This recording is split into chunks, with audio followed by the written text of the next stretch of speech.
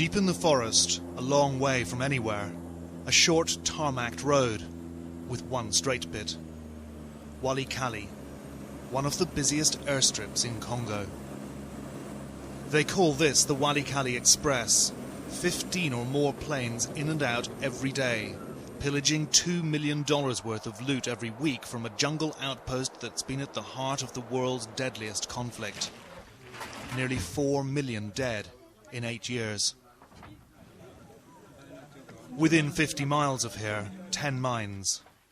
In these sacks, the mineral everyone's after, a red rock, cassiterite, better known as tin ore, the most traded metal on the London Exchange. It's now used for electronic circuit boards, and prices have hit a 10-year high. Here, the battle is on for control of the mines and the trade. But we've been warned not to film soldiers. The UN's here, but they don't venture far from base. Peacekeepers have never set foot in the mines. Yet it's the plundered ore that fuels the conflict by buying more guns. Civilians continue to die, 1,000 a day. The crisis festers like a tropical ulcer. There has been a lot of fighting in Walikale and it's affected everyone. During the war, they were all forced to flee into the jungle. And you can only imagine what it was like. No water, no food, no help. There were bad times. Thousands of desperate people had abandoned their farms and fled to the mines, but few had come back. So what was keeping them out there in the jungle? The biggest mine, BCA, was said to be lawless and remote, 40 miles through the forest. Even Buto Muiso, the head of the government's mining division, had never been there. Like him, we wanted to find out who was in charge there and who was making the money. We were told we might reach BCA in 1 day, maybe 2. No Westerner has made this journey before. Throughout the trek, we were to catch fleeting glimpses of government soldiers making their way towards the mine. At BCA, we were told, they are the predators.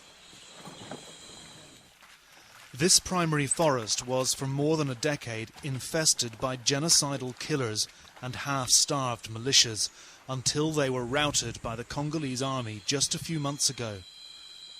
The trail was rugged and arduous, but it's busy as a motorway.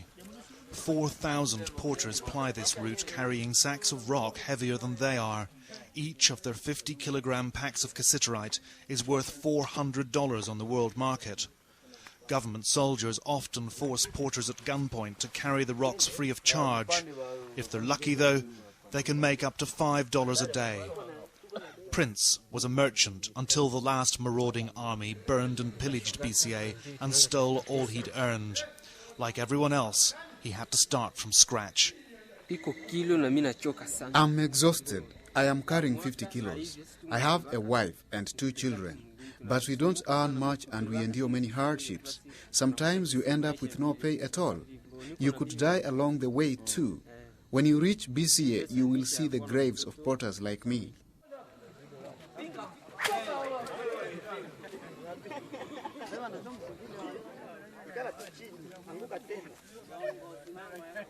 Prince had already slept one night in the jungle. He had another 15 miles to go. If he was to make it to Walikale airstrip by sundown, he had to get moving. Other porters are eager to share their tales of hell. Hundreds, they told me, had been killed in the last bout of fighting at BCA between crazed militias I'd not even heard of. Not one of them knew their cassiterite was destined for the electronics industry in the rich world. One man claimed he knew. It goes to America, he said, to rebuild the Twin Towers and the Pentagon.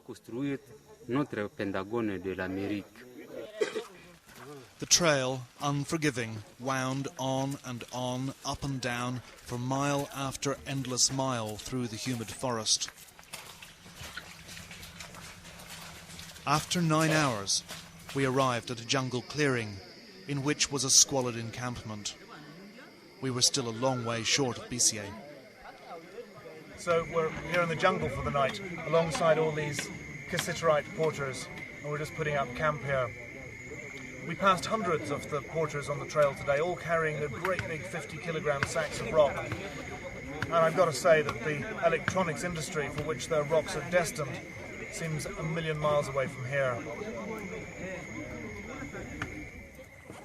The dank air reeked of stale sweat and exhaustion. The porters ate their only meal of the day.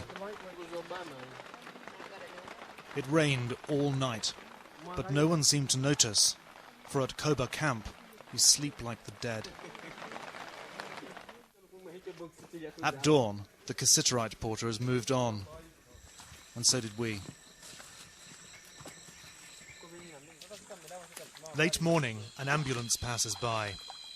Too sick to walk, this woman faces 2 or 3 days on this porter's back before she reaches a small hospital only recently reopened by Médecins Sans Frontières. 5 hours into day 2, we stumble across a graveyard in the jungle, as Prince the porter had said we would. We knew we must be close to BCA. Here lay victims of war, starvation, overwork, malaria, typhus and cholera. By a river, the first signs of mining. We've been told there are around 6,000 miners here. At this point, the trail goes straight up. No one had seen the likes of us in these parts before. As we near the top, work stops as they gather to stare. In the absence of any mine management, government soldiers rule here by gun law. By the time we'd got to the top, all the soldiers had removed their uniforms and hidden their guns. But on the way up, one member of our team grabbed this shot. Troops here can go unpaid for months. They make up for lost earnings, though. Congo's tin soldiers make a killing.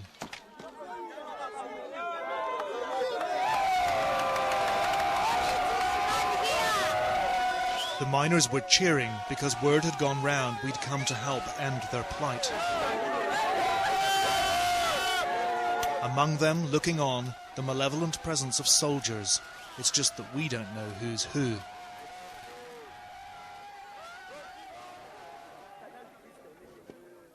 The mining had left a huge scar down the mountain, once sacred ancestral land for the local tribe.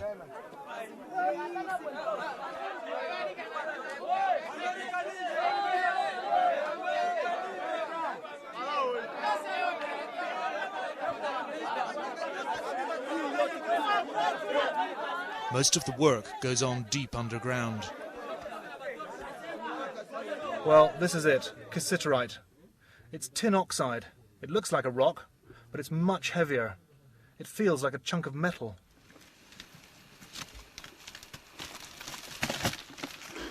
Even deeper inside the mountain, down the shafts and rickety ladders, conditions are subhuman. In the hole, you have to crawl and squeeze and suck in your belly to make it through. The next danger is the huge rocks above. Often they bury us, and once they move, it's instant death. Then there is the darkness, and there is no air. Once you get down more than 200 feet, the airflow stops altogether. It's up to you to figure out how to breathe. As you crawl through the tiny hole, using your arms and fingers to scratch, there is not enough space to dig properly, and you get badly grazed all over. And then, when you do finally come back out with the Cassiterite, the soldiers are waiting to grab it at gunpoint, which means you have nothing to buy food with. So we are always hungry. The miners don't work for money. The rocks the soldiers don't steal are traded for food. Most become deeply indebted to traders, who themselves get stuck here for months, able only to witness the horror of daily life here. The miners work for nothing. The soldiers always steal everything. They even come to shoot people down the mine shafts.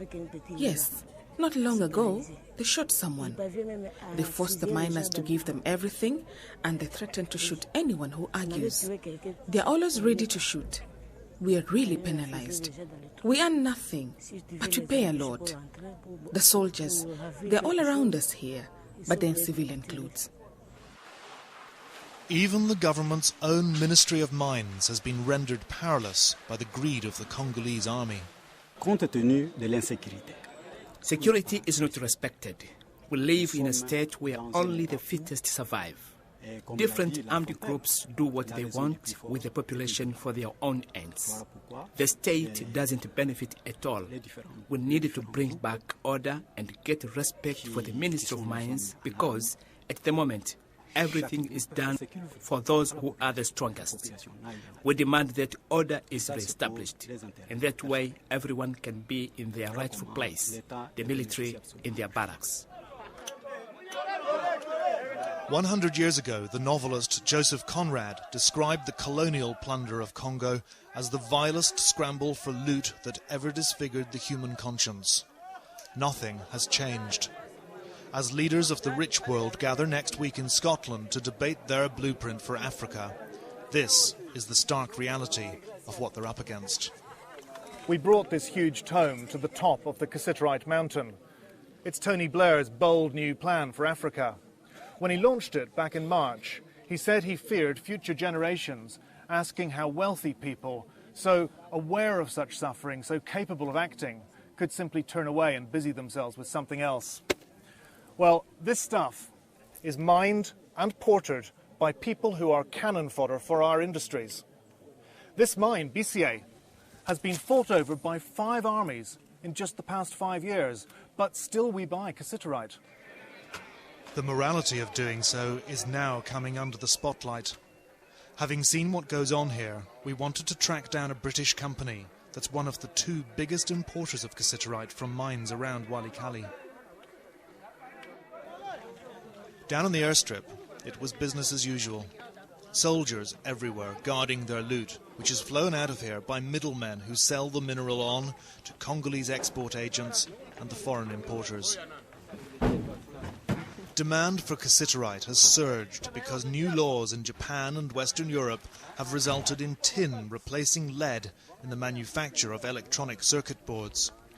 Global demand for tin is directly linked to human rights abuse and the battle for control over mines such as BCA.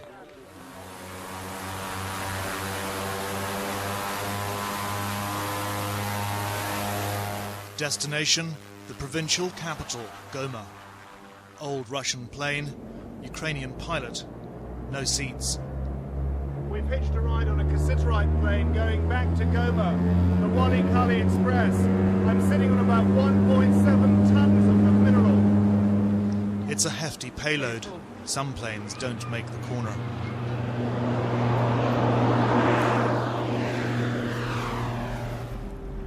We found our man, the British cassiterite importer, in another town, where his family, the Kotechas, have been in business for more than 40 years. We spent an hour and a half talking to Ketan Kumar Kotecha in this office, discussing the corporate ethics of buying minerals in a conflict zone. Our conversation became increasingly uncomfortable. His firm, Afrimex, has been importing cassiterite from eastern Congo for more than 20 years.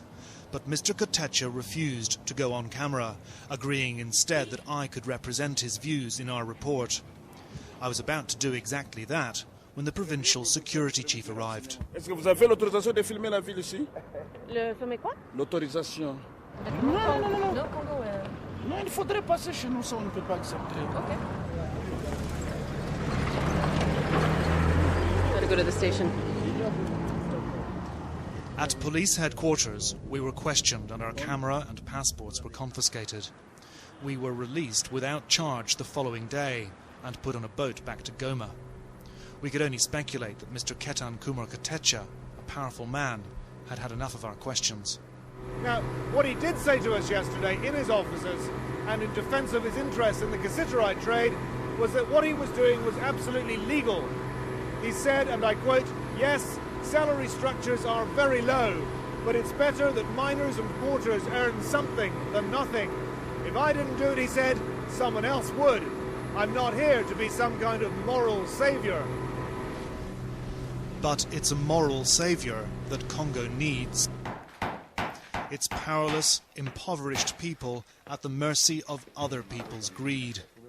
Things are so dire here that there is no expectation that life will ever get any better, whatever the rich world's leaders think they can do. Congo's government can't control its own army or protect its own people, a people left to scramble in the dust, cursed by the riches under their feet.